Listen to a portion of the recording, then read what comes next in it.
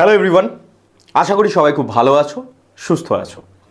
এবার আজকের যে বিষয়টা নিয়ে আমরা আলোচনা করব সেটা হলো কি এসএসসি জিডি কনস্টেবল এক্সাম, যার এক্সাম কিন্তু অলরেডি দোরগোড়ায় এসে গেছে। যদি আমরা অ্যাকর্ডিং টু নোটিফিকেশন খেয়াল করি তাহলে 23 ফেব্রুয়ারি যেটা টেন্টেটিভ ছিল সেটা কি আপাতত আমরা ফাইনাল ধরেই এই আলোচনা আজকে করব, ঠিক আছে।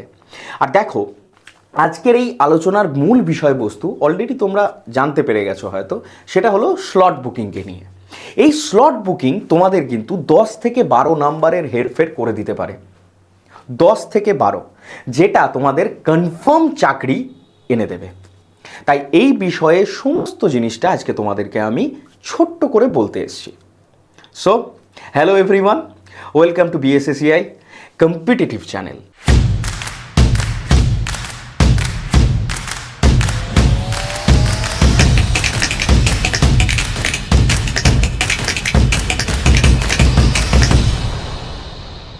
যেখানে সব সময় তোমাদের জন্য updated class, updated notification, job notification থেকে শুরু করে সমস্ত বিষয়ে তোমাদেরকে ইনফরমেশন দেওয়া হয়ে থাকে।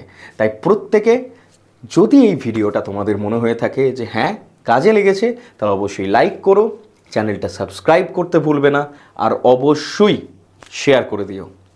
তাহলে এই যে আমাদের ধরো এসএসসি জিডির এক্সাম, এটা কন্ডাক্ট করছে কে? এটা কন্ডাক্ট করছে নতুন যে আমাদের টেন্ডার এসএসসির এডিকুইটি সেট, অর্থাৎ টিসিএস ছাড়া প্রথমবার এসএসসি জিডির কিন্তু এক্সাম হতে চলেছে, ঠিক আছে। এবার অরিজিনালি যে নিয়ম ছিল তার বাইরে গিয়ে এখন নতুন নিয়মের মধ্যে স্লট বুকিং প্রসেসটা এসএসসি চালু করেছে। এতে লাভটা কি হয়েছে? এতে লাভ হয়েছে এটাই যে যারা পার্টিকুলারলি প্রপার স্লট নিজেদের মতো করে মানে বেছে নিচ্ছে, তারা কিন্তু এক্সামে লাভবান হচ্ছে। কীরকম ব্যাপারটা না, ধরে নাও এই যে টেন্টেটিভ ডেটটা তোমাদেরকে দেওয়া হয়েছে, এইটাকেই আমি ধরে নিলাম যে তোমাদের ফাইনাল এক্সাম ডেট, ঠিক আছে।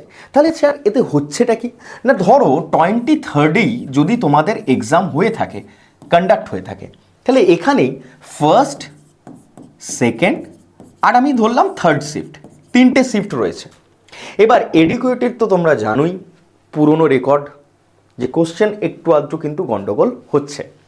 তো যাই হোক, আর কোশ্চেনের প্যাটার্নও কিন্তু পরিবর্তন হয়েছে, এই জিনিসটাও ভুললে হবে না। এবার ধরো ফার্স্ট শিফটে যদি তুমি দেখলে যে তোমার কোনো বন্ধু গেছে এবং সে বলল যে পেপারটা একটু হার্ড হয়েছে, ভালো করে বুঝবে। সেকেন্ড শিফটের বন্ধু বললো একটু মডারেট হয়েছে, আর থার্ড শিফটের বন্ধুটা বলে দিল একদম সিম্পল হয়েছে। এটা 23 এক্সামের কথা বলছি, ফার্স্ট দিন, প্রথম দিন।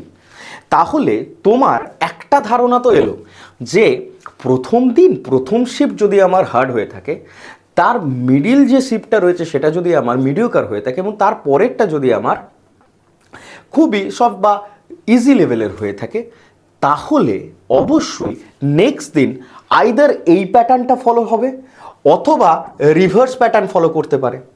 অর্থাৎ প্রচণ্ড ইজি হতে পারে, প্রচণ্ড মিডিয়াম হতে পারে, আবার তারপরে গিয়ে লাস্ট শিফটে গিয়ে প্রচণ্ড হার্ড হতে পারে। অর্থাৎ বলার উদ্দেশ্য হচ্ছে কোন জায়গায়, যে আমরা যদি ঠিকঠাক করে স্লটটা বুক করি তাহলে আমরা কোশ্চেন সম্পর্কে কিন্তু একটা আইডিয়া পেতে পারি।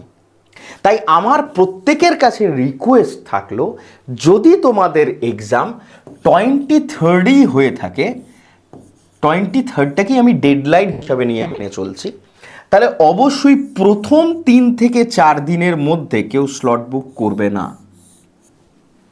প্রথম 3 থেকে 4 দিনের মধ্যে কেউ কোনো স্লট তোমরা অন্ততপক্ষে বুক করো না, বা প্রথম 3 দিন তো একদমই না।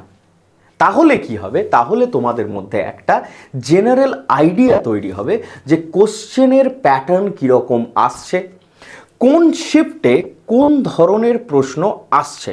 কারণ বন্ধুবান্ধব তো প্রত্যেকেরই আছে, তাই না? অল্প বিস্তর কিন্তু সবাই খোঁজ খবর পায় যে কোন শিফটে কীরকম প্রশ্ন আসছে, তাই না?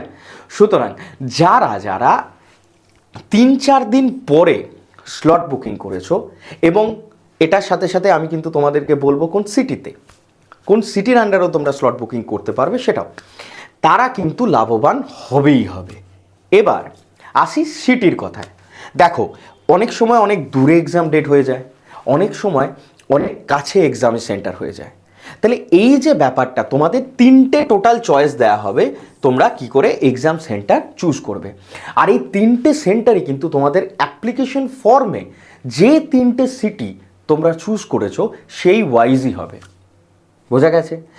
আমি বলবো যে সব থেকে যেটা কাছে রয়েছে সেটাকে চুজ করো ফার্স্ট, এবং সেকেন্ড সব থেকে বেস্ট যেটা হয় 4 দিন পর 5 দিনের মাথার যে স্লট রয়েছে সেটাকে বুক করো, বা 3 দিন পর 4 দিনের দিন যে স্লটটা রয়েছে সেটাকে বুক করো। বোঝা গেল?